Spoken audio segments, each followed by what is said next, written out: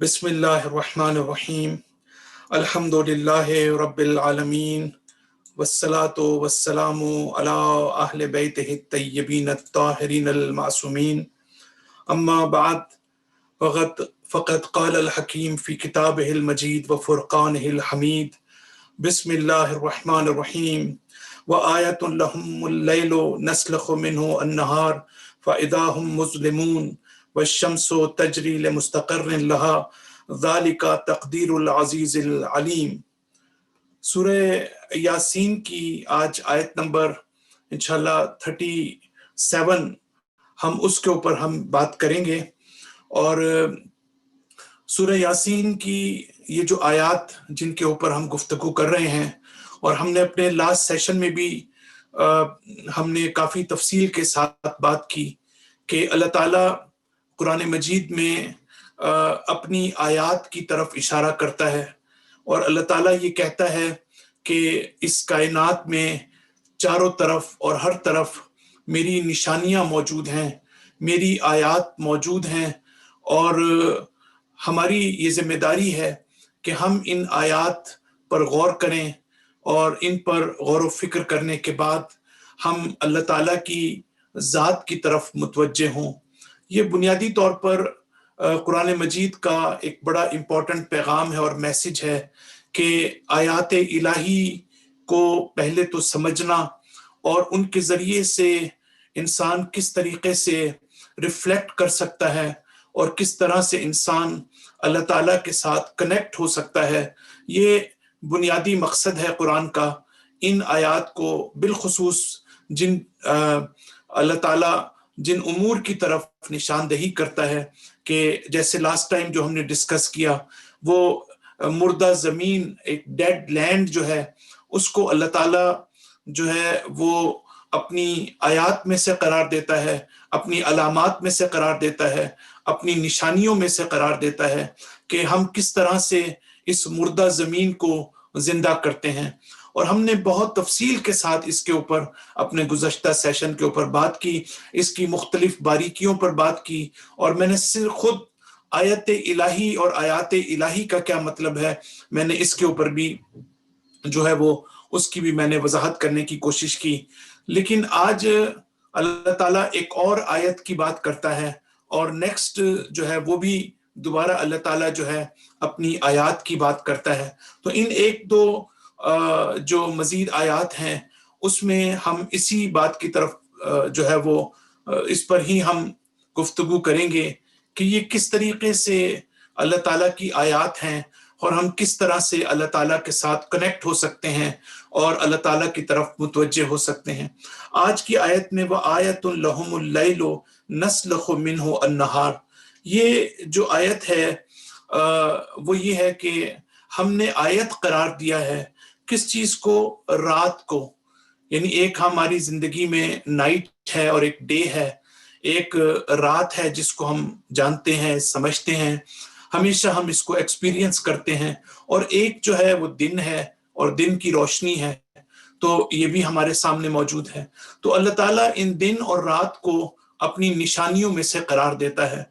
यहाँ पर रात का तस्करा खास तौर पर आया है कि ये जो रात है जिसमें डार्कनेस होती है, जिसमें तारीकी होती है, ये मेरी निशानियों में से है। इसके बाद अल्लाह ताला लफ्ज याद इस्तेमाल करता है वो नस्लखु मिन्हु अन्नहार, यानी ये रात जो है, नस्लखो का लफ्ज जो है सीन लाम खे, ये आमतौर से जिस वक्त किसी जानवर को ज़िबा किया जाता है और उसकी जो स्किन है उससे जुदा की जाती है और उससे रिमूव की जाती है, तो ये वहां पर ये लफ्ज जो है इस्तेमाल होता है खाल उतारने के माना में। तो अल्लाह ताला भी तकरीबन एक अलामती अंदाज में जो है वो इसी बात की तरफ इशारा करता है कि ये जो रात है ये मेरी निशानी है कि नस्लखु मिन्हु अन्नहार, कि जिसमें से हम रोज को, दिन को इस तरह से जुदा कर लेते हैं, और वो फिर इसके बाद रात जो है वो दिन में तब्दील हो जाती है। फ़इज़ा हुम मुज़लिमून, यानी जब हम दिन जो है उसमें दिन को हटा लेते हैं, जैसे हम स्किन को हटाते हैं, تو اس کے بعد ہر طرف اندھیرا ہو جاتا ہے، ہر طرف تاریکی ہو جاتی ہے، یا اس سے مراد ظل بھی ہو سکتا ہے، یعنی سایہ، ایک سائے کی سی حیثیت ہے مثلاً اس روشنی کے مقابلے میں۔ تو گویا قرآن یہاں پر ایک بڑا اہم میسج ہمیں دے رہا ہے، اور میسج یہ ہے کہ بالکل اللہ تعالیٰ یہ بتانا چاہتا ہے کہ رات جو ہے وہ ایک جسم کی مانند ہے، ایک بدن کی مانند ہے، جس کے اوپر ہم نے دن کا سفید لباس جو ہے پہنا رکھا ہے۔ جب یہ لباس ہٹ جاتا ہے تو ظاہر ہے کہ اوریجنل جو جسم ہے وہ نظر آنے لگتا ہے۔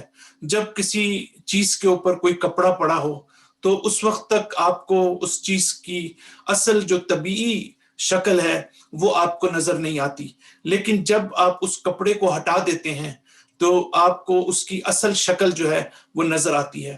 اللہ تعالیٰ یہاں پر یہ کہتا ہے کہ دو چیزوں کو سمجھنا ہمارے لیے بہت ضروری ہے۔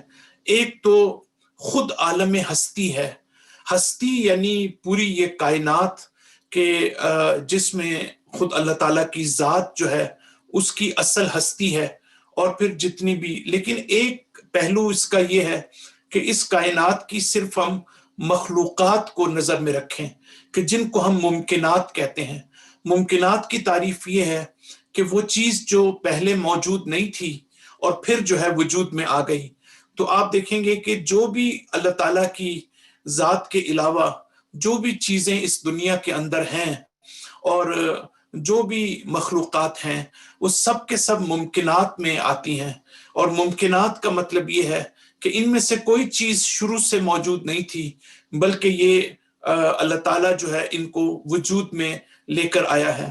تو جب ہم اس کائنات کی ہستی کو دیکھتے ہیں، یعنی مجموعی طور پر جب ہم دیکھتے ہیں تو وہ ایک الگ اپروچ ہے اس کے بارے میں، لیکن یہاں پر مراد یہ ہے کہ جب آپ ممکنات کو دیکھتے ہیں، جب آپ مخلوقات کو دیکھتے ہیں تو مخلوقات میں آپ کو حیات نظر آتی ہے، مخلوقات میں آپ کو زندگی نظر آتی ہے، مخلوقات میں آپ کو اس حیات کے، اس زندگی کے آپ کو آثار نظر آتے ہیں۔ پھر آپ الگ الگ مخلوقات کو دیکھیں، چاہے نباتات ہوں، چاہے حیوانات ہوں، چاہے انسان ہوں، ہر جگہ پر آپ کو اللہ تعالیٰ کی حیات کے جلوے نظر آتے ہیں، اور پھر جمادات جو ہے وہ بھی مخلوقات میں سے ہے۔ تو اللہ تعالیٰ یہ کہنا چاہتا ہے کہ یہ جو ہمیں یہ کائنات مخلوقات جو ہیں، یہ جو ہمیں روشن نظر آتی ہیں، یہ جو ہمیں ان میں نورانیت نظر آتی ہے، یہ جو ہمیں ان کے اندر زندگی کے آثار نظر آتے ہیں، اللہ تعالیٰ یہ کہتا ہے کہ یہ اس دن کی وجہ سے ہے، اس نور کی وجہ سے ہے۔ اللہ نور السماوات والارض، کہ اللہ تعالیٰ ہی حقیقتاً جو ہے اس زمین اور آسمان کا نور ہے، اور ان ہر چیز کو منور کرنے والا جو ہے اللہ تعالیٰ کی ذات ہے۔ اگر یہ دن نہ ہو، اگر یہ نور نہ ہو، اگر یہ روشنائی نہ ہو، اگر وہ چیزیں جو زندگی کی شکل میں اور حیات کی شکل میں ہمارے پاس موجود ہیں، اگر وہ نہ ہوں تو اس پوری کائنات میں سوائے تاریکی کے کچھ بھی نہیں ہے، اس پوری کائنات میں سوائے ظلمت کے کچھ بھی نہیں ہے۔ اگر میرے پاس طاقت ہے تو وہ طاقت میری ذاتی طاقت نہیں ہے، اگر میرے پاس علم ہے تو وہ میری ذات کا حصہ نہیں ہے، اگر میرے پاس عقل ہے تو وہ بھی میری، کوئی چیز بھی جس کو آپ حیات کہہ سکتے ہیں، جس کو آپ زندگی کہہ سکتے ہیں، جس کو آپ ویلیو کہہ سکتے ہیں، جس کو آپ قدر و منزلت کہہ سکتے ہیں، زندگی کے آثار کہہ سکتے ہیں، کوئی چیز بھی اپنی مستقل حیثیت میں اللہ تعالیٰ یہ کہنا چاہتا ہے کہ حیثیت میں سوائے تاریکی کے، سوائے ظلمت کے، سوائے اندھیرے کے اور سوائے ڈارکنیس کے ان کی کوئی حیثیت جو ہے وہ موجود نہیں ہے۔ تو یہ اس کا مطلب یہ ہوا کہ اللہ تعالیٰ ہمیں اب دیکھیں ایک حقیقت کی طرف متوجہ کر رہا ہے۔ ہو سکتا ہے ہم جب رات کو دیکھتے ہوں، تاریکی کو دیکھتے ہوں، جب ہمارے ارد گرد اندھیرا چھا جاتا ہو تو ہم رات کو صرف اس اینگل سے دیکھتے ہیں، دنیاوی نقطہ نظر سے، اور وہ یہ کہ رات ہے، آرام و سکون کے لیے ہے، سارا دن محنت اور کوشش کر کے ہماری تھکن کو اپنی دور کرنے کے لیے ہم جو ہے وہ اپنی تھکن کو دور کرنے کے لیے ہم جو ہے رات کو آرام کرتے ہیں، سکون کا وقت ہوتا ہے، اور جو ہے اس کے بعد پھر دوبارہ دن نکلتا ہے، اور دن میں ہم ایک مرتبہ پھر جو ہے وہ اپنے کام کاج میں لگ جاتے ہیں۔ لیکن اللہ تعالیٰ یہ کہتا ہے کہ اس رات کو میری نشانی کے طور پر دیکھو، اس رات کو میری آیت کے طور پر دیکھو، میری علامت کے طور پر دیکھو، کہاں پر میری ذات تمہیں نظر آتی ہے، کہاں پر میرا وجود تمہیں نظر آتا ہے، کہاں پر علل و اسباب کی صورت میں علت العلل جو اس کائنات کا اصل سرچشمہ ہے، جو قوت و طاقت کا سرچشمہ ہے، جو آپ کو حیات عطا کرتا ہے، وہ کہاں پر ہے اور کیسے انسان اس کو سمجھ سکتا ہے۔ تو اللہ تعالیٰ ہمیں یہ میسج دینا چاہتا ہے قرآن مجید کی اس آیت کے ذریعے سے کہ ہم جب رات ہوتی ہے تو ہم یہ اس بات کو اپنی طرف متوجہ، اپنے نور کو یاد کریں، لائٹ کو یاد کریں، روشنی کو یاد کریں، دن کی روشنی کو یاد کریں، اس کی اہمیت کو یاد کریں، اور اس کے ساتھ ساتھ جو روشنی کی جو برکتیں ہوتی ہیں اور اس کو یاد کریں، اور اس روشنی کا جو اصل منبع ہے ہم اس کو یاد کریں۔ ظاہری طور پر تو ہمارے سامنے سورج ہے، لیکن سورج کو بھی کسی نے روشن کیا ہے، سورج بھی اپنی ذات میں روشن نہیں ہے۔ تو یہ ایک ہے بات، اور اس کے ساتھ ساتھ ایک اور میسج جو اللہ تعالیٰ دینا چاہتا ہے وہ یہ ہے کہ اگر اس کائنات میں ہمیں جو کچھ بھی نظر آتا ہے وہ اللہ تعالیٰ کے لطف و کرم کی وجہ سے ہے، وہ اللہ تعالیٰ کی خصوصی عنایات کی وجہ سے ہے، وہ اللہ تعالیٰ کے الطاف کی وجہ سے، الطاف الہیہ کی وجہ سے ہے، وہ اللہ تعالیٰ کی رحمتوں کی وجہ سے ہے، اللہ تعالیٰ کی رحمت کی وجہ سے ہے، اللہ تعالیٰ کے فیض کی وجہ سے ہے۔ اسی لیے اللہ تعالیٰ کہتا ہے ما بکم من نعمت فمن اللہ، جو نعمت بھی تم جس کو نعمت سمجھتے ہو وہ تمہاری طرف سے نہیں ہے، بلکہ وہ نعمت جو ہے وہ اللہ تعالیٰ کی طرف سے ہے۔ اس کے بعد جو میسج اللہ تعالیٰ دن اور رات کی صورت میں ہمیں دینا چاہتا ہے، اور وہ یہ ہے کہ اللہ تعالیٰ یہ بھی بتانا چاہتا ہے کہ ہم نے اس کائنات میں ایک نظم رکھا ہے، یہ کائنات جو ہے یہ ویل آرگنائزڈ ہے، اور اگر رات ہوتی ہے، اگر دن ہوتی ہیں، تو یہ بھی سورج اور زمین کی حرکت کی وجہ سے دن اور رات پیدا ہوتے ہیں، اور سال کے 12 مہینے پیدا ہوتے ہیں، اور پھر اس کے ساتھ ساتھ سال کے 4 موسم جو ہیں، یہ 4 موسم ان آسمان جو سورج اور زمین کی حرکت کے نتیجے میں یہ 4 موسم پیدا ہوتے ہیں۔ قرآن مجید کی ایک اور آیت میں اللہ تعالیٰ یہ فرماتا ہے کہ ہم نے انسان کے لیے یہ جو 4 موسم رکھے ہیں، 4 سیزن رکھے ہیں، ہم نے جو ہے وہ گرمیوں کا موسم رکھا ہے، سردیوں کا موسم رکھا ہے، خزاں کا موسم رکھا ہے، اور بہار کا موسم رکھا ہے۔ یہ اس کا بنیادی فلسفہ یہ ہے کہ انسان جو ہے وہ ان 4 موسم میں کے ذریعے سے ہم انسان کو جس غذا کی اس کو ضرورت ہے، جس خوراک کی اس کو ضرورت ہے، وہ ہم اس کو جو ہے ہم عطا کر سکیں، وگرنہ ایک موسم میں ساری جو غذائیں ہیں وہ ہم فراہم نہیں کر سکتے، اور وہ انسان کے جسم کے لیے، انسان کی صحت کے لیے ضروری ہے کہ ہر موسم کا جو پھل ہوتا ہے اس کا ایک خاص اثر ہوتا ہے، وہ اسی موسم کی مناسبت سے ہوتا ہے، اسی موسم کی مناسبت سے جو انسان کے وجود میں، انسان کے جسم میں، انسان کی صحت میں جو تبدیلیاں موسم کے حساب سے ہوتی ہیں، اسی حساب سے اللہ تعالیٰ نے پھلوں کو اور سبزیوں کو پیدا کیا ہے کہ جن کا انسان کے اوپر اس موسم کے حساب سے جو ہے وہ بنیادی طور پر انسان اس کے اوپر جو ہے وہ اثر ہوتا ہے. تو اللہ تعالیٰ یہ بتانا چاہتا ہے کہ جب تم چاند سورج ستاروں کی حرکت کو دیکھتے ہو، اس کے بعد اس کے نتیجے میں رات اور دن وجود میں آتے ہیں، موسم وجود میں آتے ہیں، مہینے وجود میں آتے ہیں، تو اس میں ایک نظم پایا جاتا ہے. یہ ایک ویل آرگنائزڈ فارم میں یہ کائنات تمہارے سامنے موجود ہے. تو جب اس میں نظم پایا جاتا ہے تو اس میں دو چیزوں کی طرف متوجہ ہونا ضروری ہے. ایک تو یہ کہ انسان جو ہے وہ ناظم، یعنی جس نے اس کائنات کو یہ نظم عطا کیا ہے، انسان کو چاہیے کہ اس کی طرف بھی انسان متوجہ ہو. اور اس کے ساتھ ساتھ جو ہے اللہ تعالیٰ ایک تسلسل کی بات بھی کرتا ہے، یعنی مسلسل جو ہے وہ یہ صورتحال ہے. دیکھیں دو لیولز ہیں. ایک دفعہ آپ کسی جگہ پر کہتے ہیں کہ یہ بڑا ویل آرگنائزڈ ہے، اس کے بعد آپ جو ہے کہتے ہیں کہ اس کو بنانے والا کوئی ڈیزائنر موجود ہے، انٹیلیجنٹ ڈیزائنر جو ہے وہ یہاں پر موجود ہے. لیکن جب آپ تسلسل کے ساتھ اس چیز کو دیکھتے ہیں تو وہاں سے ہمیں وحدت کا بھی پتہ چلتا ہے. ایک یہ بھی پتہ چلتا ہے کہ اس کائنات کو بنانے والا جو ہے وہ صرف ایک ہی ذات ہو سکتی ہے.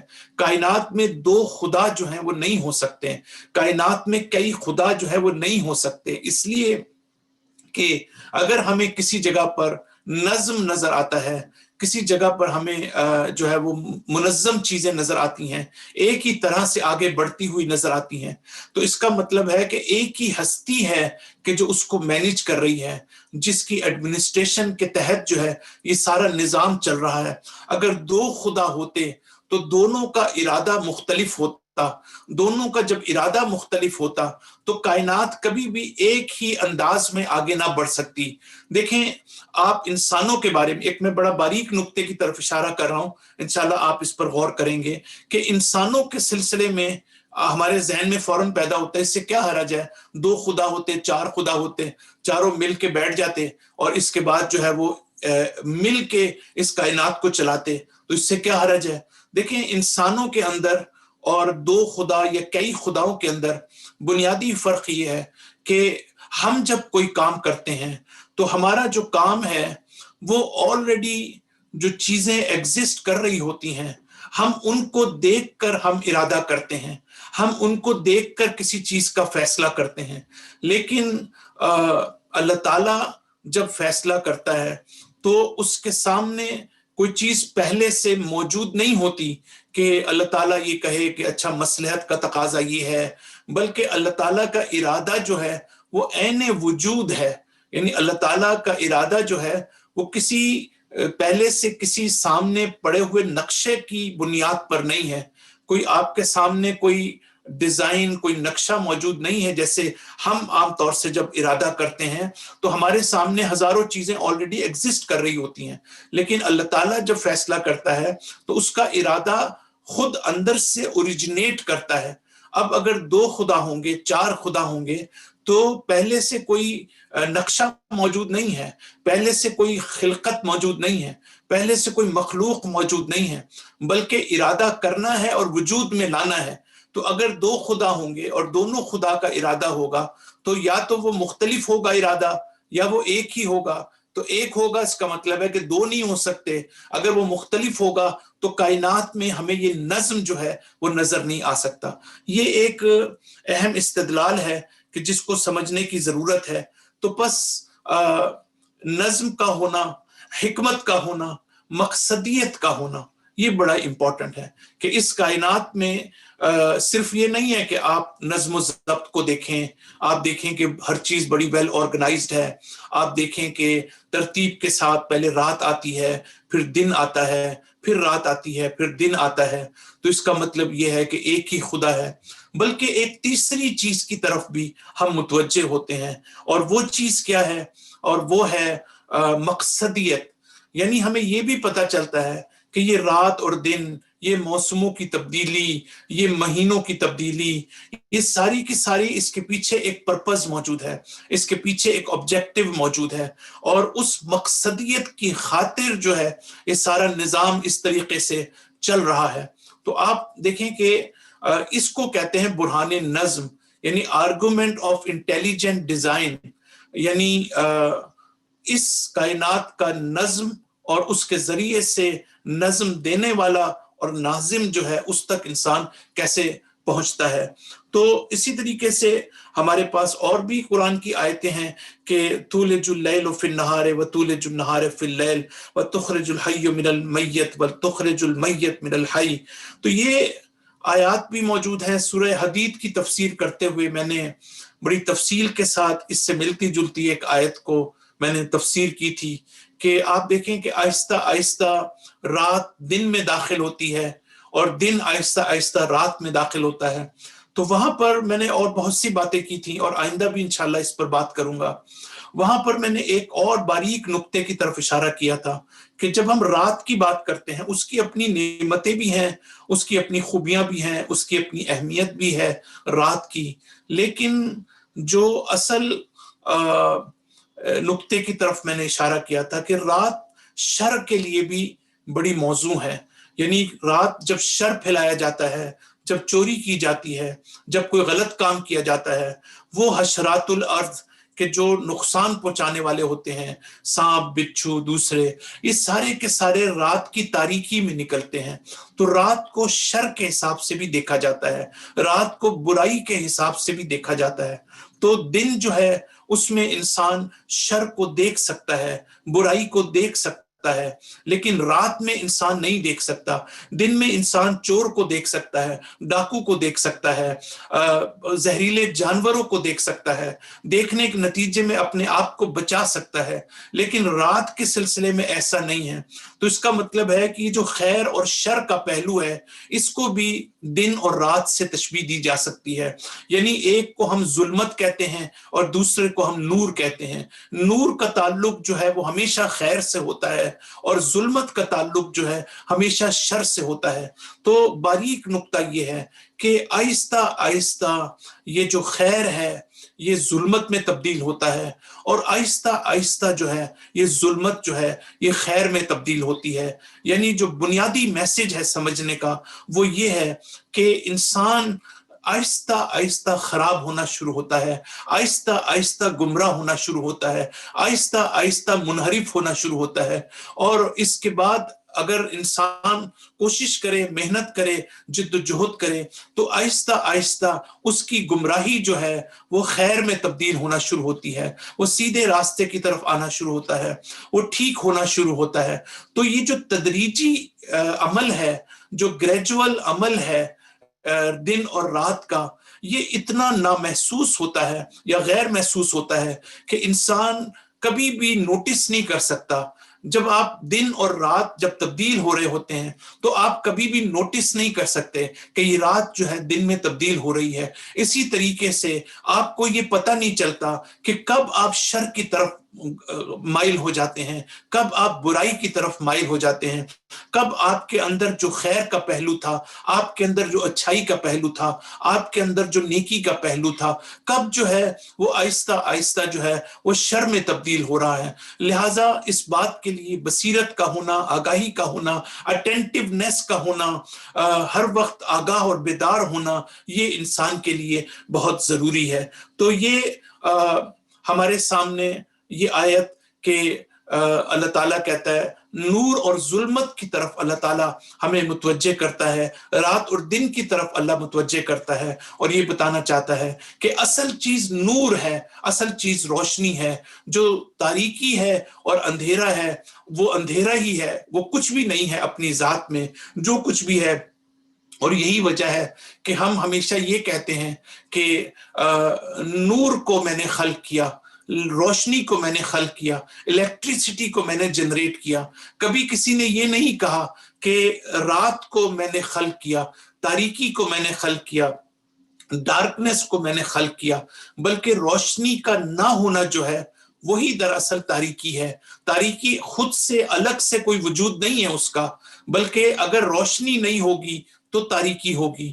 تو یہ بھی سمجھنے کی ضرورت ہے کہ نور جو ہے وہ ایک امر وجودی ہے، ایگزسٹینشل اینٹیٹی ہے، لیکن تاریکی جو ہے وہ جو بھی ہے وہ نور سے وابستہ ہے، جو بھی ہے وہ لائٹ اور روشنی سے جو ہے وہ وابستہ ہے۔ یہ ایک بات جو میں کرنا چاہتا تھا. اور دوسرا جو بڑا امپورٹنٹ ہمارے اندر ایک ٹاپک ہے جو میں چاہ رہا ہوں کہ ابھی جو 5-10 منٹ ہیں اس میں آپ کی طرف متوجہ کروں صرف. انشاءاللہ ہم اس موضوع کو جاری رکھیں گے. بڑی امپورٹنٹ قرآن مجید کی آیت ہے. پہلے میں آیت کا ترجمہ کرتا ہوں اور اس کے بعد جو ہے میں مختصراً اس کو میں ایکسپلین کروں گا. اللہ تعالیٰ کہتے ہیں وَالشَّمْسُ تَجْرِي لِمُسْتَقَرٍّ لَهَا ذَلِكَ تَقْدِيرُ الْعَزِيزِ الْعَلِيمِ کہ اللہ تعالیٰ کہتا ہے یہ جو اب جو بات کی آیات ہیں وہ چاند اور سورج کی جو موومنٹ ہے، جو ان کی موشن ہے، اس کے بارے میں قرآن ایک بڑے اہم سائنسی نظریے کی طرف جو ہے اللہ تعالیٰ اشارہ کرتا ہے. اللہ تعالیٰ کہتا ہے یہ جو پہلے سورج کی مثال دیتا ہے، اللہ تعالیٰ کہتا ہے وَالشَّمْسُ تَجْرِي، یہ سورج جو ہے وہ حالت حرکت میں ہے. تجری یعنی چل رہا ہے، حرکت کر رہا ہے. لِمُسْتَقِرٍ لَهَا، اور یہ اپنے اس پوائنٹ کی طرف بڑھ رہا ہے کہ جو اس کا وہ نقطہ ہے کہ جہاں پر اس کو جا کے ٹھہر جانا ہے. مستقر کا مطلب ہے کہ وہ جو اس کا اپوائنٹڈ پلیس ہے جہاں پر اس نے ٹھہر جانا ہے. تو ٹھہرنے کی جگہ کو ہم کہتے ہیں مستقر ہونا. تو قرآن یہ کہتا ہے کہ سورج جو ہے، اور یہ اللہ تعالیٰ کی تقدیر ہے، یہ پری ڈیٹرمن ہے، اور یہ اس کو جو ہے اللہ تعالیٰ نے اس طریقے سے نظم عطا کیا ہے.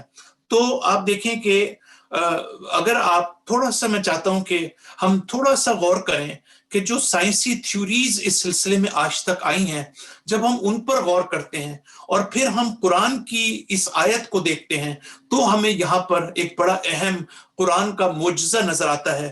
پہلی بات تو یہ کہ جو قدیم ترین جو اسٹرونومرز تھے ان کا ایک نظریہ آپ کو معلوم ہے یہ تھا کہ زمین کے گرد جو ہے پوری کائنات گھومتی ہے.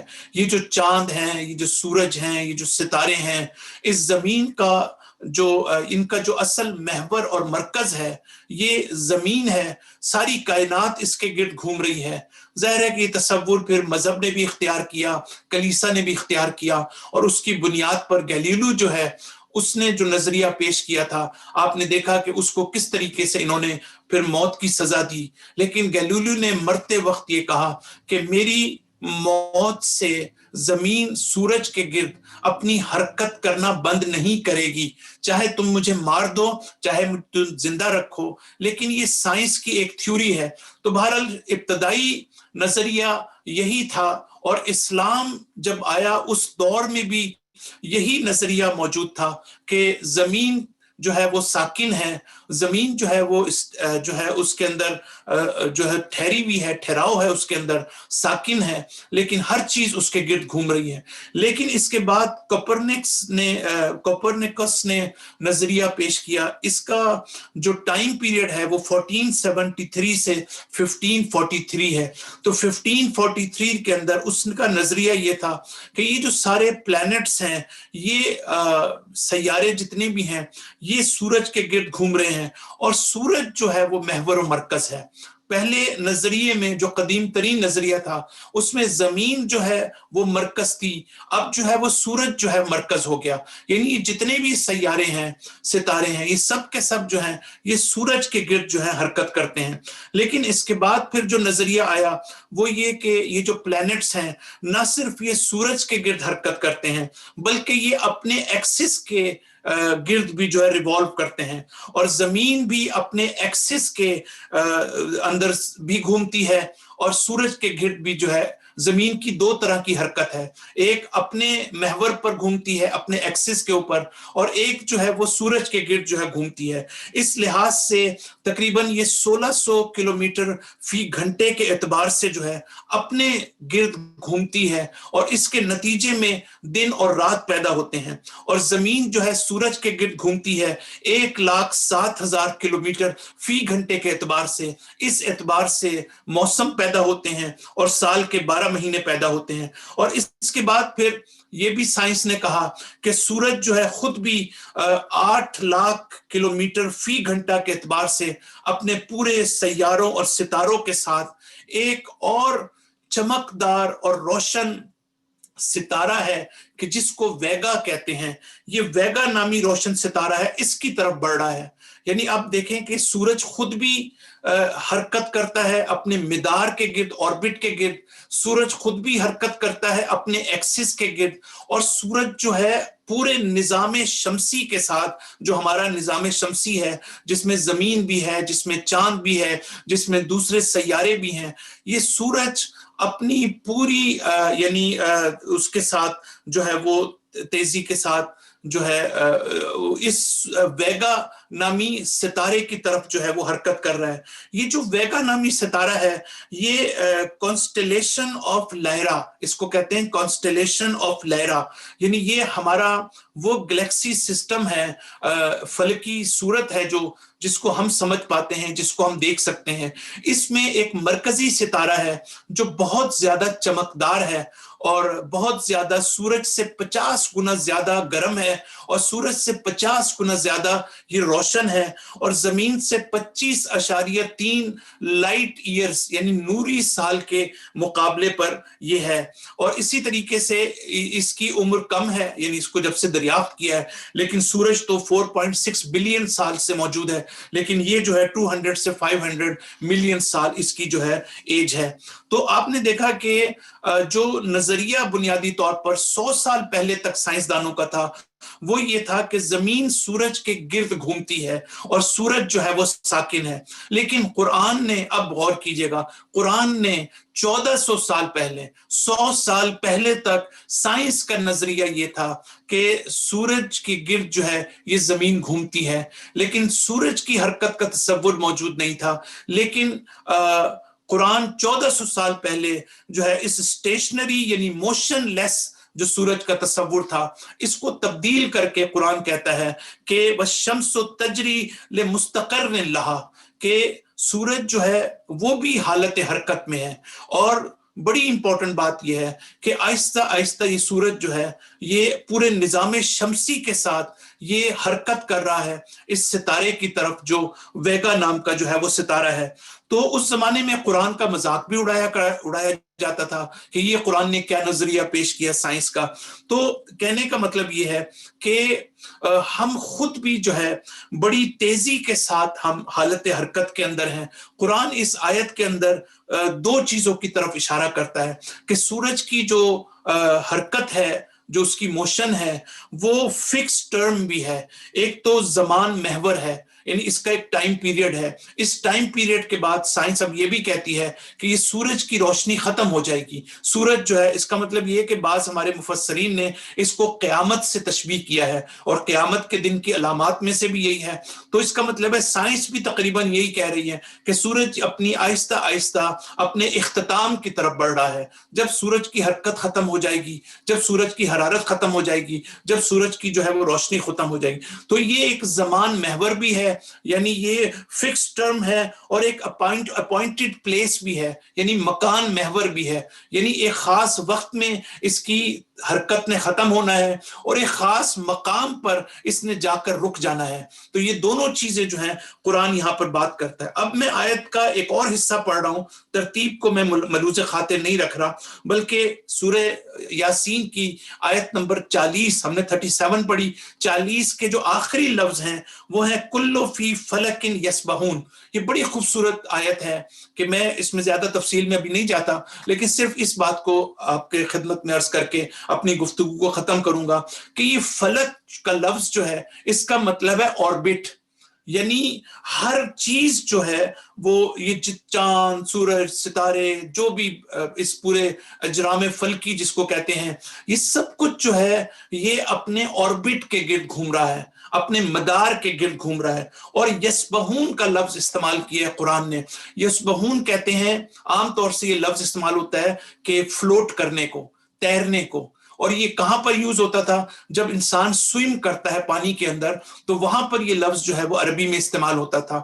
تو قرآن یہاں پر ایک بڑی امپورٹنٹ بات کرنا چاہتا ہے۔ قرآن یہ کہتا ہے کہ یہ جو پورا نظام حالت حرکت کے اندر ہے، یہ جو حرکت ہے یہ باہر سے کوئی اس کو پش نہیں کر رہا ہے۔ جیسے ہوتا ہے نا کہ جیسے اگر آپ کو کوئی دھکا دے تو آپ آگے کی طرف گر جائیں گے. تو یہ جو آپ کی حرکت ہے آگے کی طرف بڑھنے کی یا آگے کی طرف گرنے کی، یہ دراصل آپ کے اندر کی طاقت نہیں ہے، بلکہ آپ کے باہر سے آپ کو فورس اپلائی کی گئی، جس کی وجہ سے آپ جو ہے وہ بنیادی طور پر آپ نے حرکت آپ کے اندر پیدا ہوئی.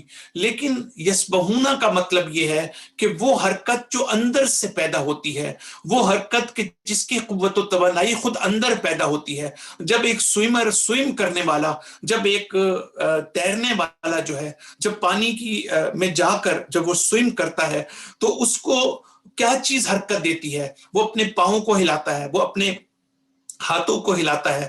تو وہ قوت اس کی اندرونی قوت ہوتی ہے، وہ اندرونی جو اس کی پاور ہے، انرجی ہے، قوت و توانائی ہے، اس کے ذریعے سے وہ اپنے اندر حرکت پیدا کرتا ہے. تو قرآن یہاں پر یہ کہنا چاہتا ہے کہ یہ جو حرکت ہے انسان کے اندر، یہ بنیادی طور سورج اور چاند اور ان کے اندر قوت و توانائی ہے، اپنی اندرونی انرجی اور قوت کے ساتھ جو ہے یہ اپنے محو حرکت ہیں اور حالت حرکت کے اندر ہیں. تو آپ یہ بھی دیکھیں کہ اب عجیب چیز یہ ہے کہ قرآن مجید یہ کہتا ہے رسول اللہ صلی اللہ علیہ وسلم کے بارے میں کہ اے پیغمبر تم امی ہو. وہ رسول جو اس سائنسی نظریات کو خود نہیں جانتا تھا، یہ خود دلیل ہے اس بات کی کہ قرآن ایک معجزہ ہے، یہ اللہ کا کلام ہے. اس زمانے میں کسی کو تصور بھی نہیں تھا کہ سائنٹیفک تھیوریز جو ہیں وہ اس طریقے سے اس زمانے میں موجود نہیں تھیں، کہ سورج کی حرکت کا کوئی تصور اس زمانے میں موجود نہیں تھا. لیکن بہرحال قرآن بڑی گہرائی میں جا کر چاند، سورج، ستارے اور اس پوری کائنات کی ایک حرکت کی طرف اشارہ کرتا ہے قرآن مجید. تو اس کا مطلب یہ ہوا کہ یہ پیغمبر کو بھی قرآن کہتا ہے، پیغمبر ہم نے قرآن کے ذریعے سے تمہیں اس علمہ کا، تمہیں ایسا علم عطا کیا ہے کہ لم تکن تعلم، کہ تم ہرگز اس کو حاصل کر ہی نہیں سکتے تھے، تم کبھی بھی اس علم تک نہیں پہنچ سکتے تھے اگر ہم نے یہ علم تمہیں عطا نہ کیا ہوتا. تو یہ قرآن مجید کا معجزہ ہے. اور میں چاہوں گا کہ البتہ میں اس پر سوچوں گا کہ میں فیصلہ کرنا ہے مجھے کہ اگر آپ حضرات کی اگر رائے ہو تو اور اچھا ہے، کیونکہ ابھی ہم اس کے اوپر مزید بات کریں گے اور قرآن کی آیات ہمارے سامنے ہیں. تو ہمیں بہت ضروری ہے ہم اس کو سمجھنا کہ سائنس اور مذہب ان دونوں کا آپس میں کیا رابطہ ہے. کیونکہ مسلمانوں کے اندر بھی بڑی کنٹروورسی ہے اس بارے میں کہ آیا قرآن جو بات کرتا ہے اگر وہ سائنس کے خلاف جاتی ہو تو پھر اس کے سلسلے میں کیا ہوگا. مثال کے طور پر ڈارون تھیوری ہے، کیا قرآن اس کی تائید کرتا ہے؟ کیا قرآن اس کو جو ہے وہ نیگیٹ کرتا ہے؟ کیونکہ بہت سے ہمارے اسکالرز کبھی کبھی مجھے ملتے ہیں، وہ کہتے ہیں جی ہم نے کتاب لکھی ہے ڈارون تھیوری کے خلاف. تو یعنی وہ یہ ثابت کرنا چاہتے ہیں کہ قرآن اور سائنس جو ہے وہ اور ہے، اور جو ہے قرآن اور ہے، مذہب اور ہے. تو ان دونوں کا ٹکراؤ اگر ہو جائے تو پھر حل کیا ہے؟ کیا قرآن کی آیات جو ہے اس کی تفسیر کی ضرورت ہے، وغیرہ وغیرہ. تو ہم انشاءاللہ ہو سکتا ہے کہ میں چاہوں گا کہ تھوڑی سی گفتگو ہم اس موضوع پر بھی کریں کہ سائنس اور مذہب کے درمیان جو رابطہ ہے آپس میں وہ کیا ہے، اور اس کے کانٹیکسٹ میں ہم سورہ یاسین کی جو ہے باقی آیات کو پڑھیں. وصلی اللہ علی محمد وعلی آلہ الطیبین الطاہرین المعصومین.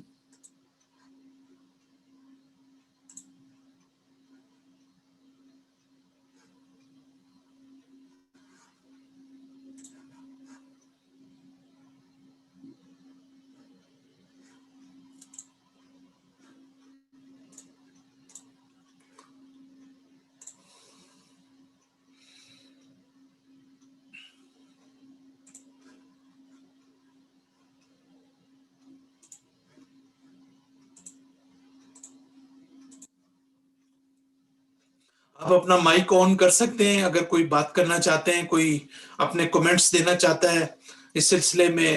جو قرآن کی آیت ہے، ضروری نہیں کہ آپ مجھ سے کوسچن کریں، اگر کوئی آپ شیئر کرنا چاہتے ہیں کچھ تب بھی آپ یہاں پر آ کر گفتگو کر سکتے ہیں. السلام علیکم مولانا. جی السلام علیکم. میں صرف یہ کہنا چاہ رہی تھی کہ سائنس جو ہے وہ چینجنگ، وہ تبدیل ہوتی رہتی ہے. ابھی آئنسٹائن کی تھیوری بھی تبدیل ہو جائے گی. تو اگر ہم یہ کوشش کریں کہ ہم قرآن کو سائنس کے ساتھ ملائیں تو سائنس تو تبدیل ہوتی رہتی ہے. سائنس کی تو بہت سی تھیوریز ہیں, جیسے ابھی آپ نے اپنے لیکچر میں بھی بتایا کہ گیلیلیو کی یہ تھیوری تھی اور اس کے بعد کوپرنیکس نے ایک اور تھیوری بنا لی. تو سائنس تو چینج ہوتی رہتی ہے. تو اگر ہم آئی ڈونٹ نو کیا اس کا یہ میرا کوشچن نہیں ہے, لیکن یہ میرے ذہن میں ایک وہ ہے کہ اس کا حل کیا ہے, کہ اگر ہم قرآن کے ساتھ سائنس کو ملانے کی کوشش کرتے ہیں تو سائنس جب چینج ہوتی ہے تو پھر ہم ایک اور تفسیر کی طرف جائیں گے قرآن کی, یا کیا کریں گے. It's a confusion in my head. جی بہت بہت شکریہ راحت, آپ نے صرف کمنٹ نہیں کیا بلکہ یہ بڑا اہم کوسچن بھی آپ نے ریز کیا ہے, اور یہ بہت ہی امپورٹنٹ بات ہے. اور میں نے جیسا کہ کہا کہ نیکسٹ لیکچر میں جب میں سائنس اور مذہب کے اوپر بات کروں گا تو میں اس کے اوپر بھی بات کروں گا آپ نے جو بات کی ہے. لیکن چونکہ اب آپ نے یہ مسئلہ ریز کیا ہے تو میں مختصراً اشارہ کرنا چاہتا ہوں کہ یہ 100% بہت امپورٹنٹ ہے ہم اس بات کو سمجھیں.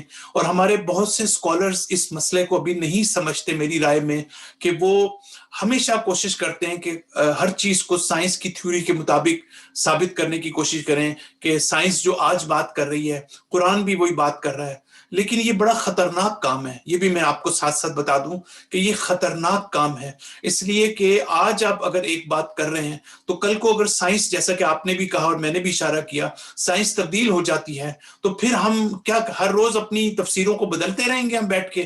تو یہ اس کے لیے کوئی بنیادی حل بھی ہونا چاہیے, اور یہ میں انشاءاللہ اگلے لیکچر میں اس کا صحیح جواب آپ کو میں دوں گا. لیکن میں آپ کو ایک دلچسپ بات بتاؤں کہ جب ہم قم میں پڑھتے تھے تو ہمارے ایک استاد نے اس وقت یہ بات کی تھی, اور اس وقت کم سے کم مجھے سمجھ نہیں آئی تھی یعنی اتنی زیادہ, لیکن انہوں نے ایک بات کی, لیکن وہ بات مجھے یاد رہ گئی. اور پھر بعد میں جب ظاہر ہے کہ ہم لوگوں نے ریسرچ کی دوسری چیزیں, تو بعد میں فلسفہ کلام پڑھا, تو انہوں نے کہا کہ یہ بڑی غلط ٹریڈیشن نکل آئی ہے کہ سائنس کی آپ تھیوری دیکھتے ہیں اور ساتھ ہی آپ یہ کہتے ہیں کہ امام صادق علیہ السلام نے بھی یہی بات کی تھی, امام باقر علیہ السلام نے بھی یہی بات کی تھی.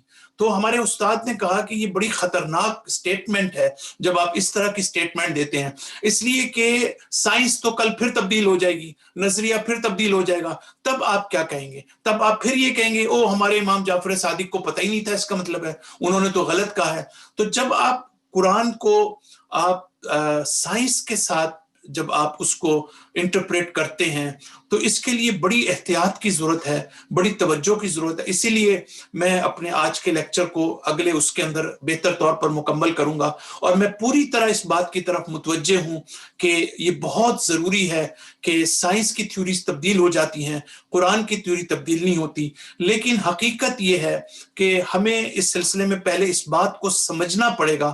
اب جس نقطے کی طرف میں اشارہ کر رہا ہوں انشاءاللہ اس کو میں فردر ایکسپلین کروں گا کہ قرآن کوئی سائنس کی کتاب ہے نہیں. یعنی قرآن سے آپ یہ سمجھنے کی کوشش کریں کہ قرآن ہمیں کوئی سائنسی تھیوریز دے رہا ہے, یہ ایک غلط بات ہے. قرآن ہے ہدایت کی کتاب. حتیٰ بعض جگہ آپ حیران ہوں گی کہ قرآن نے بعض سائنسی تھیوریز دی ہیں جس کے بارے میں بڑا مشکل ہے کہ آپ جو ہے مثلا جہاں پہ ارتھ کوئک کی بات کی ہے وہاں پر جو موجودہ سائنس ہے وہ اس کے مطابق قرآن کی آیت کو بہت مشکل ہے انٹرپریٹ کرنا. تو دیکھیں قرآن جب سائنس کی بات کرتا ہے, سائنسی کسی تھیوری کی بات کرتا ہے یا کسی سائنسی نظریے کی بات کرتا ہے, تو ضروری نہیں کہ سائنس کی اصل حقیقت کی طرف قرآن اشارہ کر رہا ہے, بلکہ قرآن کبھی کبھی جب آپ غور کرتے ہیں تو قرآن جو ہے اس زمانے میں جو لوگ تھے ان کے ذہنوں میں اگر یہ تھا کہ یہ پہاڑ جو ہیں یہ زمین میں ایسے دھسے ہوئے ہیں کہ جیسے آپ زمین میں کوئی مثلا کوئی نیل یا کیل وغیرہ مثلا ڈالتے ہیں اس کے نیچے, تو یہ انشاءاللہ میں اس کے اوپر بھی آؤں گا. تو اس کا مطلب یہ ہے کہ قرآن جو ہے وہ کبھی کبھی ان نظریات کو مینشن کرتا ہے جو اس زمانے میں لوگوں کے ذہنوں میں تھے، لیکن اس کا یہ مطلب نہیں ہے قرآن اس کی تائید کرتا ہے یا قرآن وہ کوئی تھیوری دے رہا ہے. عام طور پہ لوگ سمجھتے ہیں اوہ یہ تو قرآن خود اس کی بات کر رہا ہے. قرآن یہ بات نہیں کر رہا. قرآن اس کے ذریعے سے جو مخالفین ہیں ان کے نظریے کے مطابق کہتا ہے حتیٰ اگر تمہاری بات کو مان لیا جائے چاہے وہ غلطی صحیح، اس کے ذریعے سے بھی ہم خدا کے وجود کو ثابت کر سکتے ہیں. انشاءاللہ اس پر ہم بات کریں گے. بہت شکریہ. شکریہ بہت بہت. ڈاکٹر صاحب السلام علیکم. میں بھی بول رہا ہوں. ایک اور چھوٹا سا سوال. جی آپ کی وہ یہ کہ جیسے آپ نے فرمایا کہ سوری آپ کا مائک ذرا آپ انمیوٹ کریں اپنا مائک خود. جی سوری. اچھا میں یہ عرض کر رہا تھا کہ اللہ پاک نے جیسا ہمیں بتایا گیا ہے اور جیسا ہم سنتے ہیں اپنے علماء سے،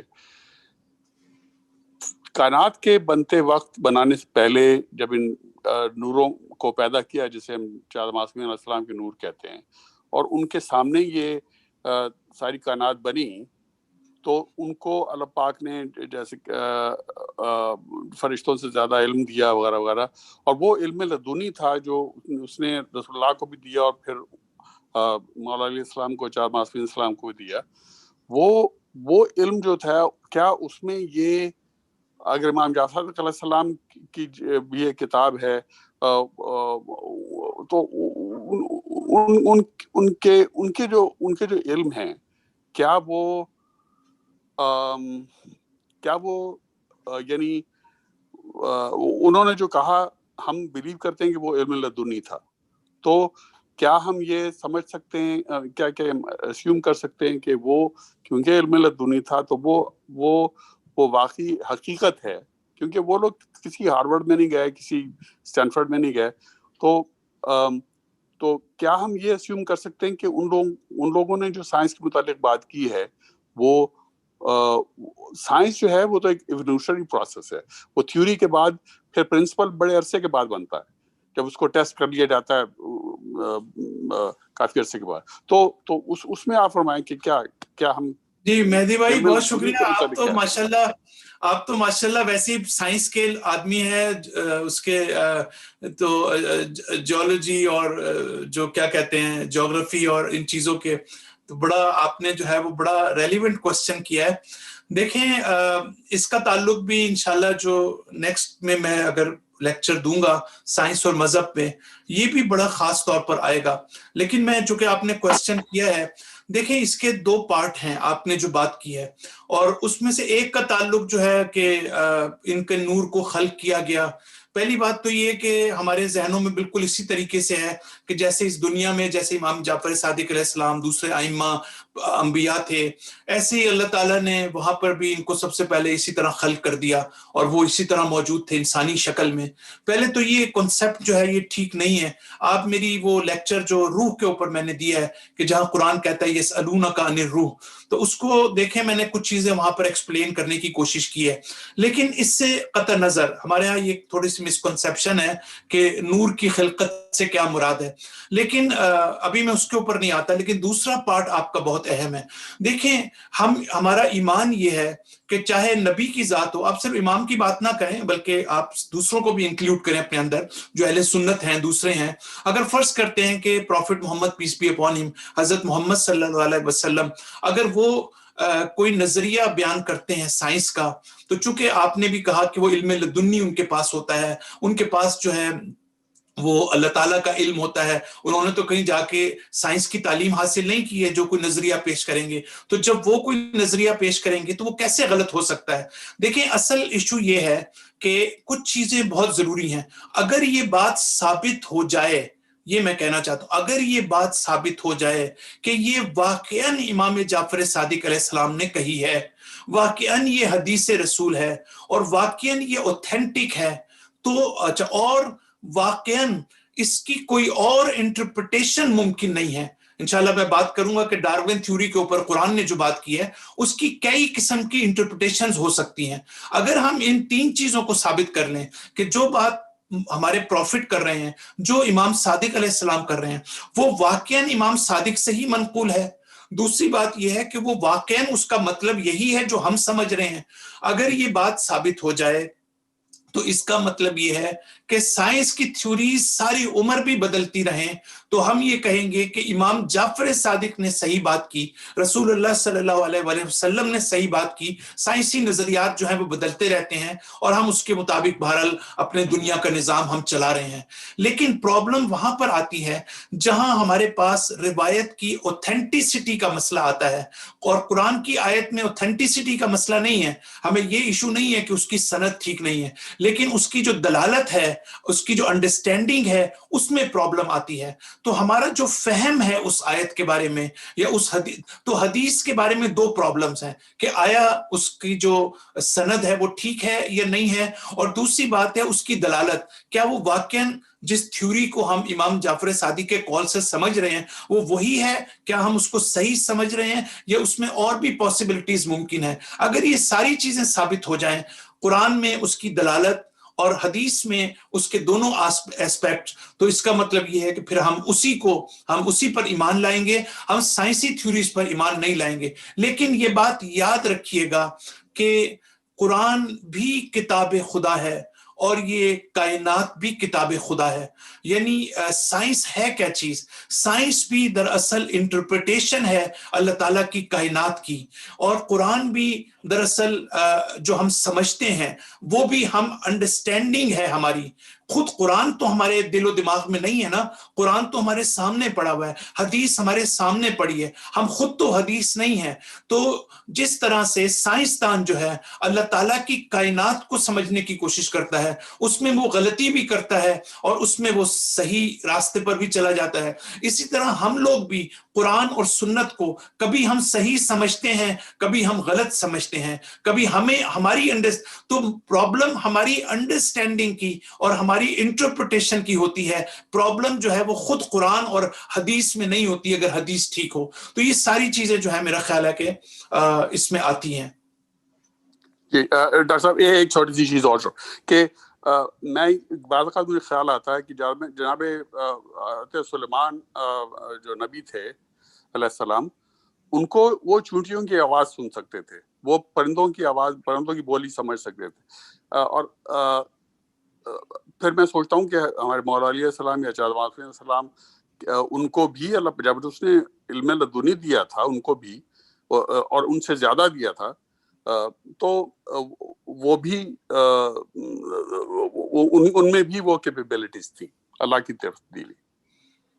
इस पे भी रोशनी डालिएगा। सॉरी, आप आखिरी बात आपने क्या की कि क्या वो भी मसलन उसी लेवल पर आप सुनते होंगे हैवानात की आवाज, वो आप ये कह रहे हैं? नहीं, मैं ये कह रहा हूँ कि हमारे रसूलुल्लाह सल्लल्लाहु अलैहि वसल्लम और चार सलाम को अल्लाह पाक ने वो कैपेबिलिटीज, क्योंकि उनको इल्म लदुनी दिया गया था, वो हज़रत सुलेमान से ज्यादा कैपेबिलिटीज दी गई होंगी, in addition to listening to the ants या परिंदों की बोली समझना या तमाम, ये मैं कह रहा हूँ।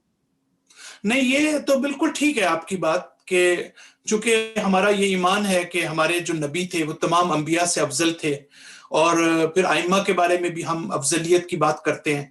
तो जो जनरल सेंस में आपकी बात है वो बिल्कुल ठीक है कि मसलन जब हम, और फिर एक अलग बहस है, मैं अभी उसमें नहीं जाना चाहता, जब कभी इंशाल्लाह मौजू आएगा मेरे जहन में है कि मैं तफसील से बात करूंगा कि अंबिया में रसूलुल्लाह अफजल हैं या हजरत अली दूसरे अंबिया से अफजल हैं। इसका बेसिकली माना क्या है, क्योंकि इसमें भी थोड़ी सी हमारे यहाँ काफी मेरे नजदीक गलत फहमियां हैं जिसको समझाने की जरूरत है कि तो हमें ये भी देखना है कि जब हम अपने नबी से बात करते हैं या इमाम से मुकाबला करते हैं तो वहां पर पहले इस मसले को समझना जरूरी है कि इमाम का अंबिया से अफजल होने का क्या मतलब है।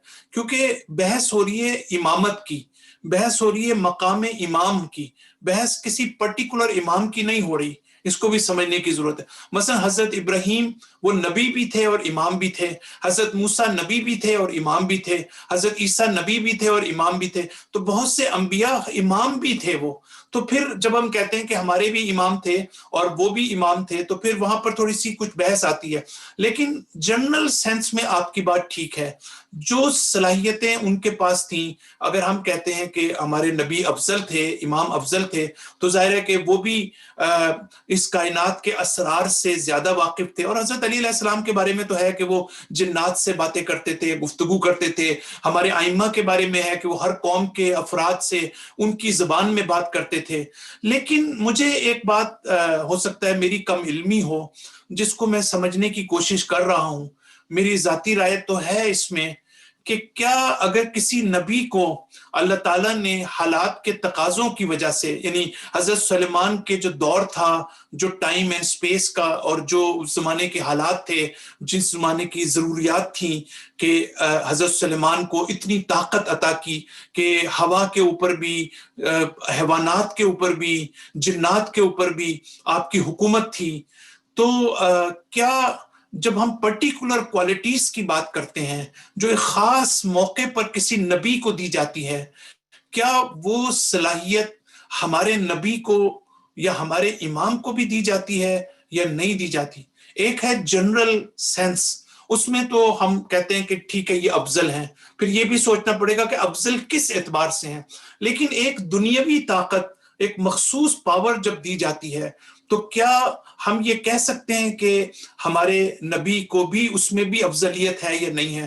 بہرحال یہ ایک بحث ہے, میں اس پہ بھی فی الحال بات نہیں کر رہا, لیکن مجموعی طور پر آپ کی بات ٹھیک ہے, اور ہمارا ظاہراً ایمان بھی اس بات کے اوپر ہے کہ وہ افضل ہیں, تو ان کے پاس کوالٹیز اور صلاحیتیں بھی ان سب سے زیادہ ہوں گی. لیکن ذکر اس میں کم آیا ہے کیونکہ رسول کا معجزہ کچھ اور تھا, حضرت سلیمان کا اور تھا. رسول کو جو چیزیں اللہ تعالیٰ نے دے کر بھیجی ہیں وہ اس زمانے کے حساب سے تھیں, اور دوسرے انبیاء کو اس طرح سے تھیں. ایسا بہت بہت شکریہ, تھینک یو. جی بہت شکریہ. السلام علیکم. میں جی السلام علیکم. جی مبشر کیسے ہیں؟ جی اللہ کا. ڈاکٹر صاحب میں ایکچولی میں ڈرائیو کر رہا تھا اور ان اینڈ آؤٹ ہو رہا تھا, تو میرا جو سوال ہے اگر آپ وہ دے چکے ہیں تو مجھے بتا دے گا, میں اس کو ریکارڈنگ سن لوں گا. اگر نہیں دیا تو آپ پلیز کو آنسر کر دے گا. بھی وہ یہ کہ مطلب اس دنیا میں لاکھوں کروڑوں ان لمیٹڈ تھیوریز ہیں سائنس کی, کیونکہ جو ہماری کائنات ہے وہ ان لمیٹڈ ہے. تو خدا نے چند کیوں رولز ریگولیشن بتائے. مثال کے طور پر آپ نے جو بھی آج بات کری ہے سورج کی, اور تو اس حوالے سے آپ کیا بولیں گے کہ وہ کیوں صرف چند تھیوری پہ کیوں بتائیں گے ہمیں, اور وہ اس میں بھی کچھ مسئلے مسائل ہیں کہ تھیوریز چینج ہو رہی ہیں, پھر ہمیں اس کو مطلب اس کو سمجھ نہیں پاتے کہ جو تھیوری سائنس کی ہے وہ ایکچوئل صحیح ہے یا نہیں ہے. تو اس حوالے سے کچھ بتائیں گے. جی مبشر دیکھیں, آپ آسٹریلیا سے ہیں, اور میں یہ کہنا چاہ رہا تھا کہ آپ سے پہلے ایک کوسچن یہ آ چکا تھا, تو میں نے اس کو رسپونڈ کیا ہے. اس میں بہت سی چیزوں کا جواب ہے, آپ اس کو سنیے گا ریکارڈنگ. لیکن ایک چیز آپ نے اضافہ کیا ہے, وہ میں اس کا یہیں جواب دے دوں کہ قرآن نے بعض تھیوریز جو ہے وہ بیان کی ہیں, بعض نہیں بیان کی, کچھ کی طرف اشارہ کر دیا ہے, کچھ کی طرف. دیکھیں اصل قرآن دیکھیں مثلاً کیا کہتے ہیں, میں آپ سے یہ پوچھوں گا کہ کوئی میڈیکل کی کتاب ہے, تو وہ میڈیکل کی کتاب اپنے موضوع سے ہی بات کرے گی کہ انسان کی صحت سے متعلق, انسان کے جسم سے متعلق.